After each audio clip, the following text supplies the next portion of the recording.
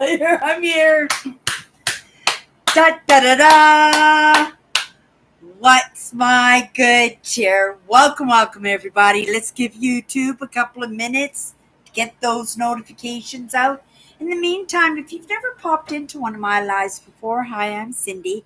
I explore the inside and the outside, and I'm just coming off of a set of days off here and just showered. My house is clean. The few small projects that I needed to do for myself to get myself prepared for the next week coming up complete.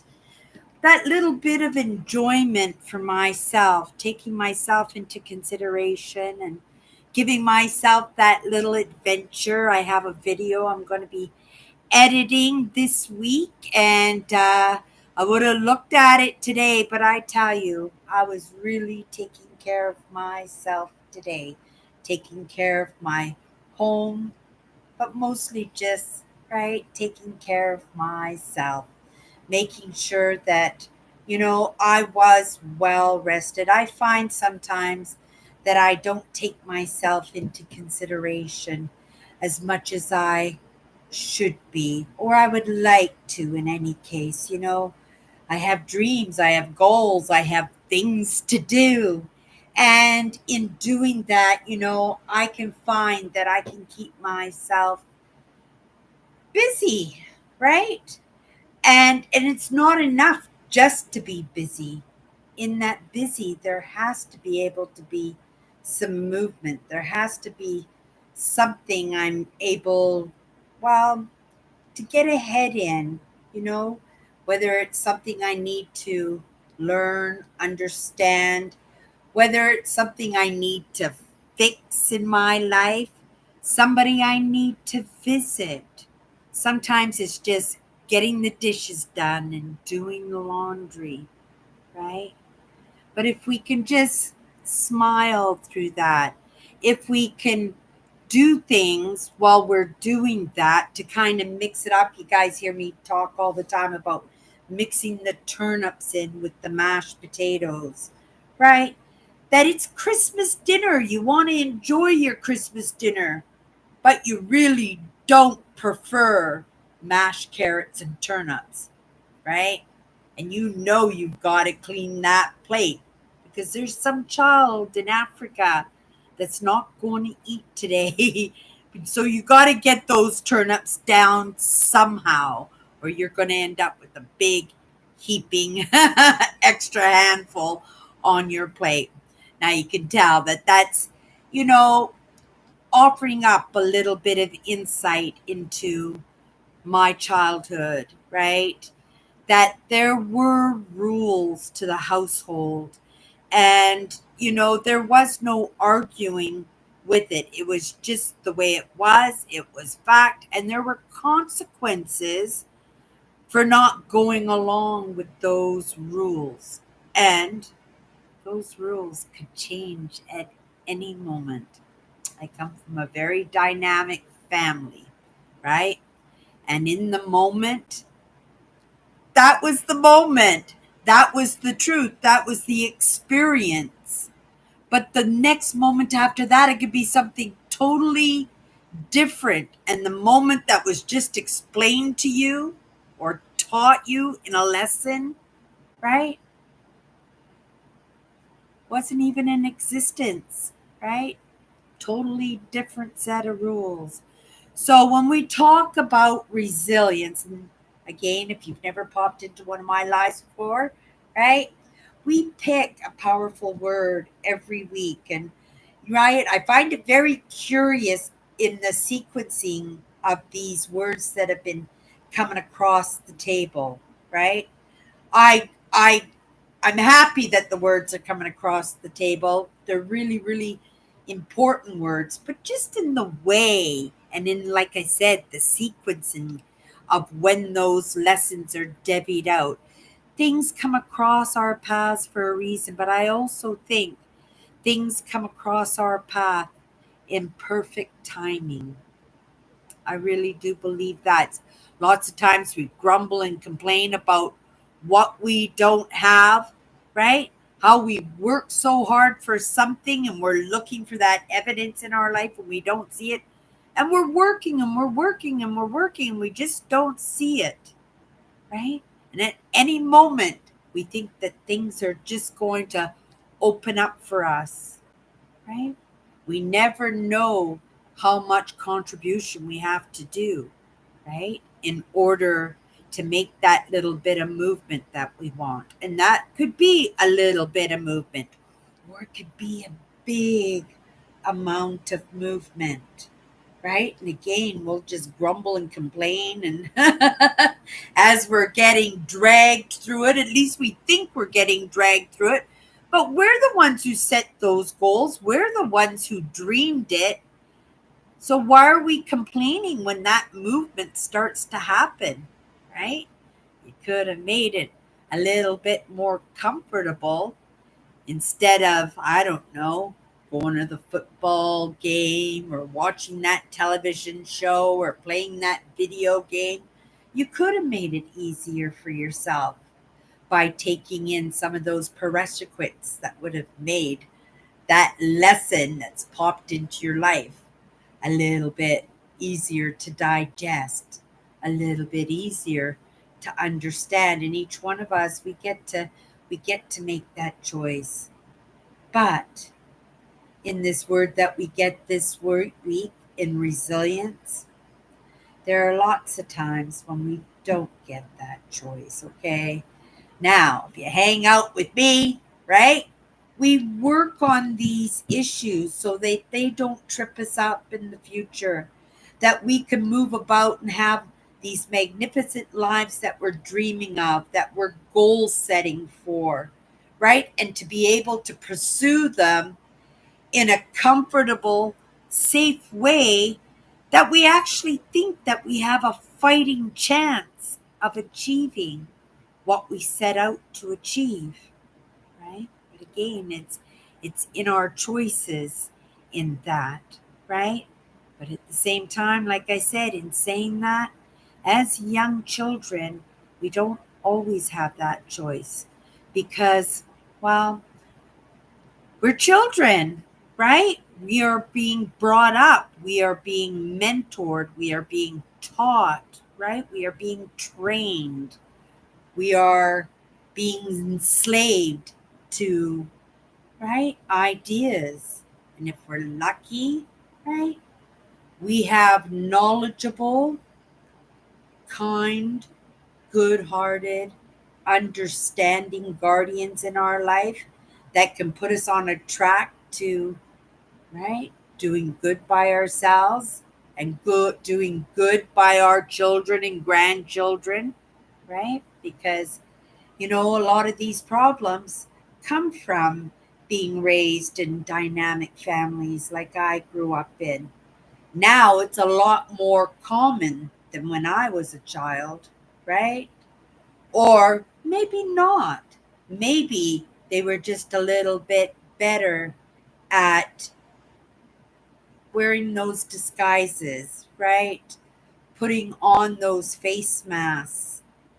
Not a medical face mask, but an actual mask, right? That there are people out there that spent their whole lives as people that they would have liked to have been, but don't truly believe, right? That they are that person. And maybe it shows, maybe it doesn't, but it's a struggle on the inside anyway because, our problems trip us up. Like I said, highly sensitives and empaths, right? We're not special needs, but we need special needs because we are a special species, aren't we? We are, right? We are a different being and we have so much to contribute, but a lot of times, right? That mindset and those experiences trip us up along the way. That resilience is just to know that you're right, you're getting tripped up. Those trip ups are at the very least you trying, right? And you're not even myself, not giving ourselves credit for even trying, right? And maybe you go, oh, good job. That was right. That sure worked out fine, right? Let's go back to the couch and the remote control. And you never try again, right? But it's in that failure that you might have gotten a better eye. Like, oh, if I just, you know, turned my body this way or adjusted my what I was thinking or adjusted what I was saying or really if I had taken into considerations, what so and so said to me, right? That you might have that opportunity to make a choice to try again, right? Lots of times we give up way, way too soon.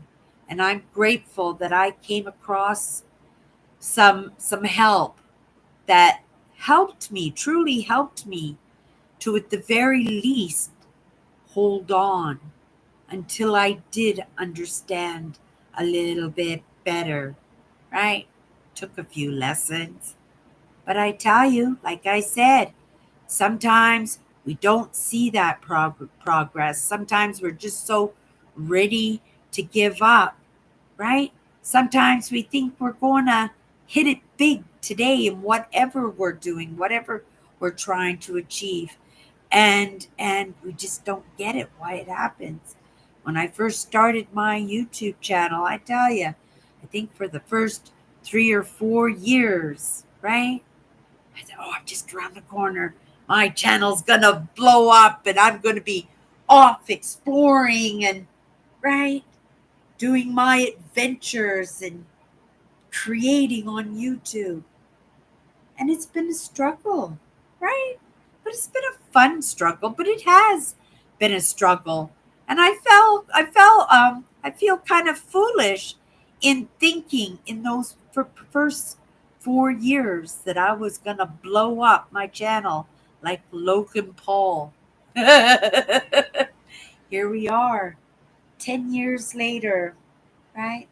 My brand is still kicking. My brand is doing better than it's ever done before. Why? Because I'm doing better than I've ever done before, right? And that's a truth for myself. And that's a truth that I so needed to appreciate, right? To recognize, to to play with, right? Because now I've got a goal. Right? In creating the best human being I possibly can. It's all in the lessons, and those lessons start when we're just little kids, eh? Where we have no say in what lessons we're going to receive, right? And lots of us have some very difficult, right? Very difficult, scary, very questioning, right? Because we can look around us and see in some of those other relationships that they're played out differently. And yet we're sitting in relationships that, right? And sometimes those relationships can be extremely volatile. Sometimes those relationships can be very naive. Some of those relationships can be very dictatorship, right? It could be very much my way, the highway, you know. But each one of us gets that choice. Are you just going to cave in and follow the lead, right? Whatever that lead is in that moment, and put yourself off to the side, put your beliefs off to the side, put your dreams and your goals off to the side to support somebody else thinking, right? And that's the thing, we have to. If it's our movement, we have to keep moving no matter who we're butting heads with. And for the most part, right, once you start moving, you recognize you're only butting heads with yourself because right? You have an idea, you have an inkling, you have a purpose now, right? At the same time, those problems are still there, but that's what we're meant to do. We're meant to resolve those problems. We're meant to forgive those problems. We're meant to understand those problems. And we're meant to move on from those problems, right? And then we get a new lesson, new set of problems, right? And at each one of those moments, we get to decide we're going to throw our hands up in the air and say, oh my goodness, I'm not doing any more of this. I want the couch and the remote control, right? Or do you take a little pride in that? Take a pride that you're not going to the couch and you're not going to the remote control. Take pride that you sat through a lesson, that you took in a different perspective, right? That you learned something that's going to help you to move on a little bit and not succumb so much to other people's ideas, that you actually have permission to give yourself permission to have your own ideas, right? It's how it started with me, right? When I first woke up to any of these ideas, I was well into my 50s. I was locked into my limiting beliefs, right? I don't believe I was ever meant to wake up to anything else, right? I was meant to stay in that state. My whole life dictated that I would be locked in. It was, right? It was the grace of this digital age that gave me my first lesson, that led me to the second lesson, that led me to get some help because I was understanding things a little bit differently. Because, right, I was understanding that I could ask for help, right? That I could ask for help. And that help was right online. And in my, right, training, you can call it, my upbringing, where I was specifically taught not to ask, not to ask. I didn't have a chance in hell. It was, like I said, only the grace of God of this digital age that I got an inkling of anything. And that's all I needed was an inkling. That's how starved for the truth I was. That's how starved I was for a little bit of movement, a little bit of self worth, right? A little bit of a purpose, right? Things come across our paths for a reason, right? I'm grateful that I stayed resilient. I'm grateful that I didn't give up. I'm grateful that even though I couldn't make a movement on my own because I was being dictated to, I at the very least am grateful that I recognized in that authority that it wasn't something that I needed to take in if it wasn't something that I felt to be true for me. That if I felt the intent, that it couldn't be true for me because that's not what I'm made of. That's not the direction that I'm going. And that was never the direction, right? That I was meant to be sitting in. And so if I recognize that, well, that's a lesson. Isn't that a lesson? And once I had that lesson, the next lesson came, the next lesson came, and the next thing I knew, right? Things started opening up for me. And once things started opening up for me, well, I was a little bit independent to start with, right? not being able to ask, so I had to learn to do for myself. Hello, Nancy. We're at it again. I had to learn to do it for myself. Nobody was offering up that information. Nobody was teaching me, right? Right? My my family was very dynamic in the way they brought up their children, right? And I'm not saying that it was all terribly wrong, because there was a lot of right going on. But even in the right, there were misunderstandings, I think, right? There was a lot of movement that shouldn't have been made, and there was a lot of movement that should have been made that wasn't. So it got to make you think, right? It's got to make you contemplate. It's got to make you wake up and pay attention, right? Resilience is the fact that I am sitting here having this conversation, right? Because it could have been a different story. I could have taken that information and just run with it and make it work for me, right?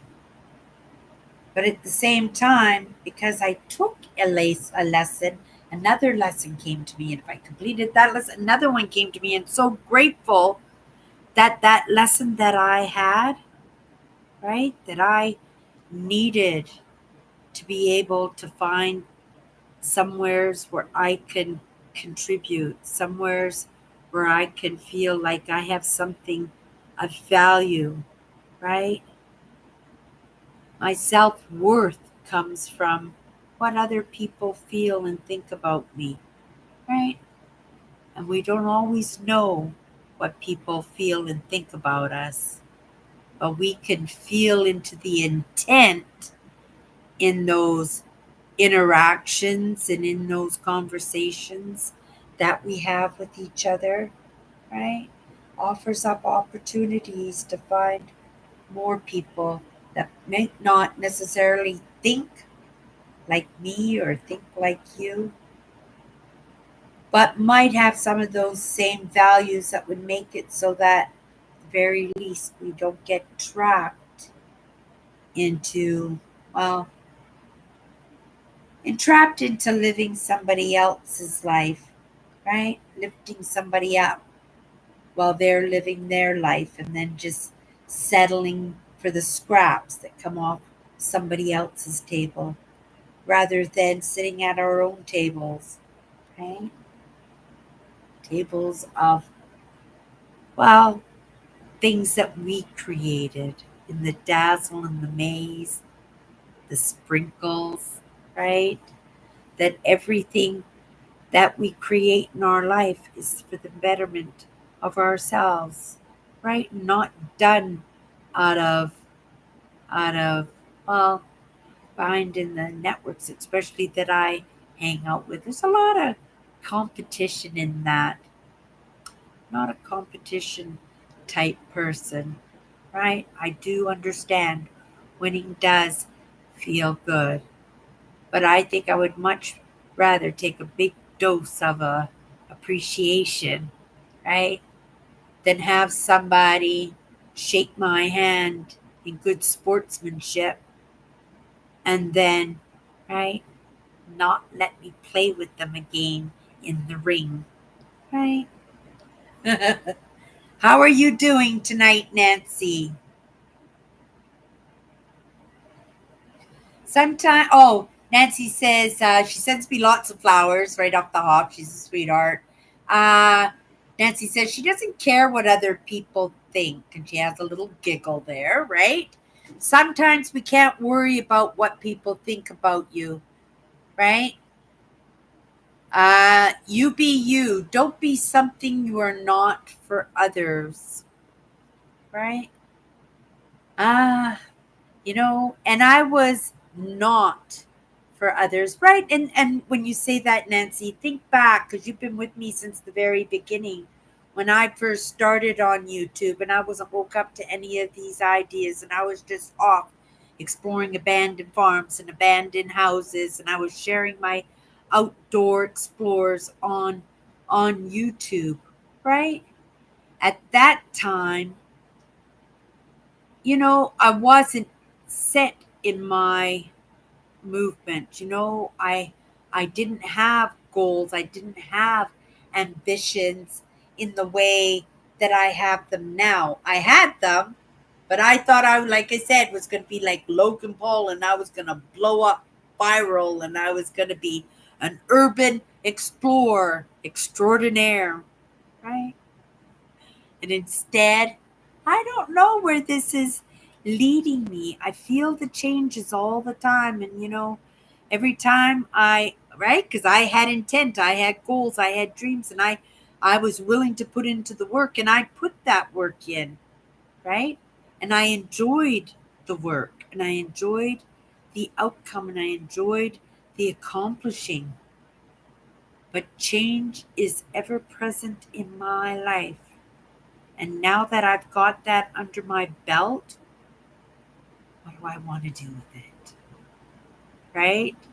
Am I still on that track of, of why I actually pursued it in the first place? I have to slow down enough today, right? Like today is a good day to just be with myself, work on getting ready for the week coming up, or be in contemplation because I'm making movement, right? And not only am I making movement, Nancy's watching me make movement, right? Now, could say that's uncomfortable, but if I'm going to say that, what am I doing on YouTube, right? That's the whole point, is to be seen and be heard, right? But I want this to be, well, I think even when I was an urban explorer, I wanted it to be fun, right? But I wanted it to be motivational. I wanted it to be inspirational. I wanted to offer up an experience for people that might not otherwise have had an experience like that ever before. Kinda what I'm doing now. But this is, right? This is now lives, right? There's a difference between, well, impacting somebody's life and just being in it, right? Just entertaining somebody through it, right? I don't want to just entertain people through their experience of life or entertain people when I'm trying to move forward in my own life. And because I'm sharing the lessons and because I'm sharing that movement and because I'm doing it here on my channel, right? I've got to be seen. I've got to be heard. Okay, let's see what Nancy's got to say here. Cindy, you go whichever way you feel you want to go. You will know in time. I liked your abandoned places, but if you are headed in another direction, then go for it. You go in the direction that will take you further and make you happy. I will watch whatever you do. Is that just like the most beautiful thing? Is that just like the most beautiful thing anybody could say to me? I'm the only one who could answer that. Thank you, Nancy. Thank you, Nancy. That's so kind. I guess I better read the next couple of comments just in case you decided to take that back. That's beautiful. Thank you so much. You go in the direction that will take you further and make you happy. I will watch whatever you do. I still want you to go buy that house I asked if you would. A while back, I don't remember the house, but you might. I'm trying to think of the house again. And I remember you mentioning the house.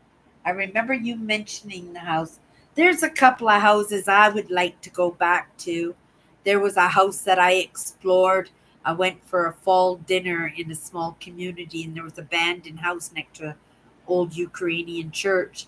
And in their fields, they had fields of orchards of plums, right? We don't grow a lot of fruit here in Manitoba, but this farmer was growing plums because he had trees, lines and lines of these plum trees. And I love plums. I'm from British Columbia. We have lots of plums, lots of pears, lots of peaches, and lots of cherries. Lots of apples too. Lots of apples too. You like plums too? Yeah, I love plums. And they're the oval ones. The oval ones, Nancy, not the round ones, right? They're the kinds, and they're not purpley here in Manitoba. They're more on a wine color, more of a reddish purpley color. Yeah, I like plums. I really like plums. I like all fruit. In truth, there's not too many fruits I think that I wouldn't eat. I wonder. I'm just trying to think if there's any fruit out there that I don't like. No, I think I like all fruits. I never tried monk fruit. Have you ever tried monk fruit, Nancy? They say it's like the stinkiest fruit ever, but it's absolutely delicious. I don't know how that's possible because I inhale my food as much as I chew on my food. And I don't know how I can enjoy something I'm smelling as something terrible, terrible. You like the monk fruit? Oh my goodness. Yeah, I've never tried monk fruit. So I try to try all the fruits, but there are lots of fruits in this world that we have never heard of. I just recently heard of monk fruit. I think in just the past couple of years that I've recognized the fruit. And I try to do a little research. I have seen it at the grocery store, the monk fruit. They do ship it in, but for $10, do I want to what do you call that, abate my curiosity? Do I want to cater to my curiosity in that? I don't know. It's only $10. That would be a good one. But what if I didn't like it? What if that smell, right? It's like my dad and his herrings. My dad loved herrings. He'd fry these, oh, not herrings, kippers. He liked herrings too, but kippers, these smoked red, I think they were herrings, smoked red herrings. And they were called them kippers. Oh my goodness. Our house would stink for a week. It was a good thing we weren't allowed to have friends at our house. Otherwise, I would have been so embarrassed. Because yeah, we ate a lot of fish in our family. My dad was a commercial fisherman, so he'd take off a few times a year for different seasons, whether he was fishing for halibut or fishing for cod, or he was fishing like the deadliest catch. My dad had congenital heart disease too, and he took on these jobs, but he did bring home a lot of fish. My mother would take the cod and batter them up in freezer. The freezer was just supplied with enough fish to last us the whole year. Maybe not that long. We ate a lot of fish. We ate a lot of fish. Being low income too, it was a good way for my dad to keep his family healthy, eating well, right? Because fish, even back then in the 60s and 70s, was very expensive, right? And because he was a commercial fisherman, he was privileged to bring it home. He actually brought, and this is funny that I'm talking about my dad and commercial fishing because um, one time my dad came home from fishing. I think I was about 15 or 16 years old, and he came home with a king crab, right? and the crab's body was as big as the kitchen table. I'm not even bluffing on that one. It was so big. It was probably, well, I would say it was at least 4 feet, just the main shell. The legs, they weren't all on the crab because he brought it. He brought it home so he brought it home so he could show all his buddies, all his drinking buddies and his cab friends, because he when he wasn't fishing, he was driving cab at night, right? So all the cab drivers would be in and out of the house looking at this crab that was sitting on the kitchen table. And my mother freaked out after it sat on the kitchen table for 24 hours because it was stinking up the whole house. I don't know why, because they're kippers and their sardines and their oysters, smoked all that stuff. It was just right. I didn't like that stuff. I tried it, right, but I guess because I ate so much fish as a child, I'm not a big fan of it as an adult, right? One of my dad's favorite dishes was a can of red salmon poured into a pot of milk with the juice of the can, pour the whole thing in there. Oh, wait a minute, he'd take those bones out and then he'd dump it in there, right? Probably miss half the bones. He'd put a couple of tablespoons of flour, load a ton of pepper into it. He'd stir it around till it was thick, and he would pour it over toast. Oh, we ate that so much. Just thinking about it is enough to go, right?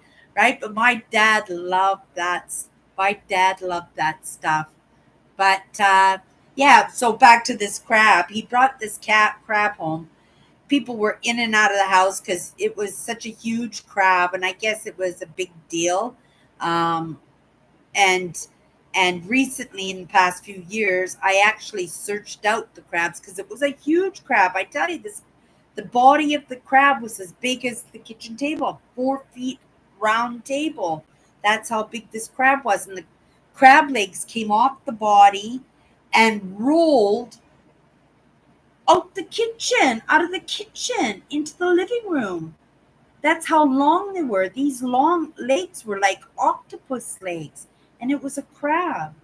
Today, I actually saw a posting of a man with one of these crabs. It wasn't nearly as big, but it was pretty big.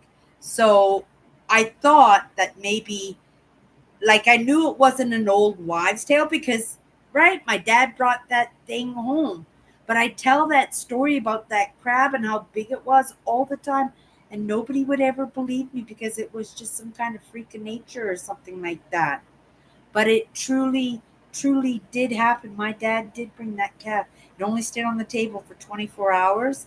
My mom freaked out when I had one of her freak outs, right? And then my dad took this crab out to the back garden, and he made the mistake of burying this crab in his vegetable garden. He thought it would be good for the vegetables. The only thing it was good for was the dogs, who spent the whole summer, right, trying to dig up that crab and driving my dad bonkers because he'd have to be chasing the dogs out of the yard, right? Because he buried that thing in the back garden. Yeah, my dad had some crazy experiences when he was a commercial fisherman, right? But that's the thing. It's all about the experiences. And I would never have denied my dad those experiences because my dad loved the ocean. My dad loved being a commercial fisherman. My dad loved Mother Nature, if not as much, maybe more than I did, right? And he totally immersed himself in what he loved to do, and probably, right, it's why I do what I do. I am my father's daughter in lots of ways, right? And like I said, it's not like I'm perfect or he's perfect, so I've got some adjustment to do, right?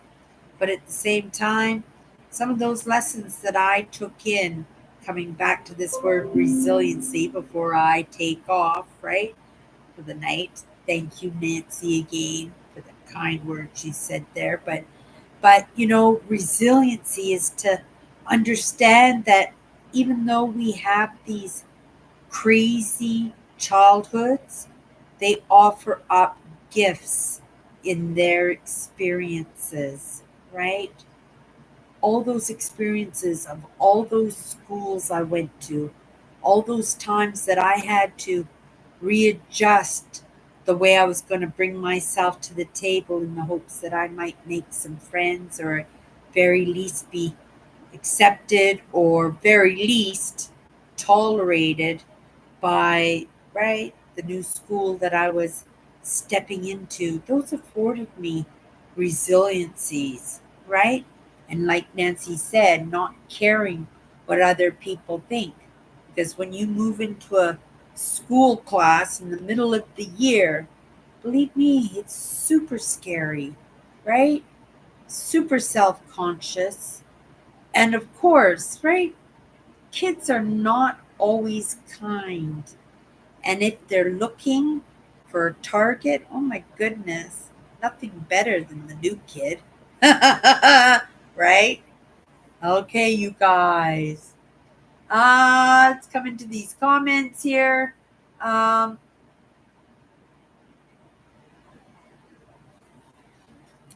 just gotta come up. Nancy's babbling away. I have to go way far up here to catch up. Here we go. Um,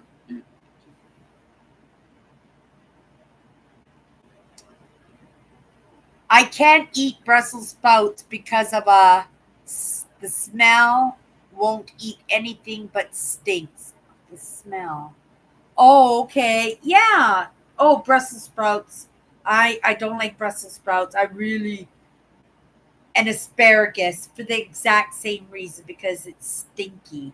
And yet, I love cabbage, and cabbage is very stinky sometimes, isn't it? But when I was dieting, there were so many things that I could do with cabbage. Did you know that you can actually shred cabbage, boil it, and use it exactly the way that you wear? Oh, excuse me, hiccups. You can use cabbage, boil it, shred it, and use it the exact same way as you would use pasta. You know, it's a great diet food, especially to keep your system moving. Cabbage, right? And it's so full of nutrients, and it fills you eat up. You can eat a ton of it and not worry about watching the calories, right? Uh, I do love some fish lol, not a lot of it, but the smell is short lived. The way I fix it, you wouldn't know you wouldn't know it was fish. It smells like something fresh off the grill. Yum. Sardines belong down the toilet. Oh my goodness. Yeah, sardines is cat food. It's what you put on the end of your hook to catch that fish that you love so much, Nancy. Aw, thank you so much, Nancy, again. And I know you mean it. I know you mean it because you could be, right, playing with the babies right now, right? You can be getting yourself ready for bed right now, and yet here we are at 11:30 at night, and you're with me. Oh my goodness. Uh, but you don't have to tell me what to do, Nancy, right? But you're welcome to give me perspectives. I love perspectives, right? Just say, oh, I would love to see you do this. That's not telling me what to do. That's giving me a perspective. It's giving me an idea of what you like and don't like. It'd still be my, oh, it's 9:30 at night there. Oh, well, that's good to know. That's good to know, Nancy. And I should have known that one too. Here, 11:30 at night. You guys, We're going to start the job that puts the roof over my head tomorrow. Back to work for 4 days. I will put everything I have into that job out of appreciation for having it, right? It also gives me an opportunity to come out of my head and to ground in the real world, right? Because this is the real world. This is the world that we should be living in, right? Can't live up here all the time, and you certainly can't live here all the time, right? You have to, well, you have to be here in order to be able to take any lessons and to actually even recognize that you have to be moving in a direction, right? Okay. Um, okay. I guess that's it tonight. I'm wandering off in my conversation. I'm going to grab something cold to drink. I'm going to take in one or two more lessons before I crawl off to bed. And we're going to call it a day, right? Tomorrow we're going to wake up fresh, brand new start, full of energy, right? And yeah, see where we could do in making a little bit of movement for ourselves. Okay, Nancy, thank you so much. And thank you, everybody, for popping in. For those of you who pop in later, I hope you're having an amazing week. It is hump day today. I hope it went really, really well. And right, and the next thing you know, you're going to be into your weekend. That's if, right, you're a Monday to Friday kind of girl or guy, right? For myself, one day blends into another. But like I said, I'm happy to be going back to work tomorrow for a few days and yeah, show my appreciation for that job that I'm so grateful to have. Okay, you guys, see you tomorrow. Bye bye.